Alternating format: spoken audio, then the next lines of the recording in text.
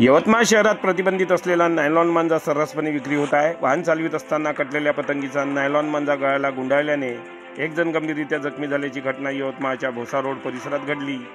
प्रशांत रामचंद्र राऊत असे गंभीररीत्या जखमी झालेल्या व्यक्तीचे नाव आहे।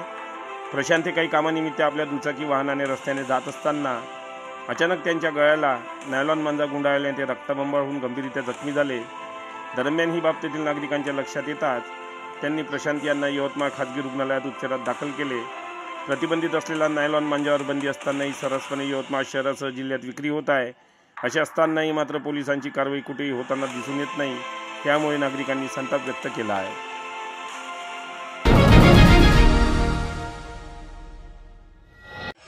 जो नायलॉन मांजा आहे किंवा चायना मांजा आहे, यवतमाळ जिल्ह्यामध्ये असो किंवा पूर्ण महाराष्ट्रामध्ये त्याच्यावर बंदी आहे।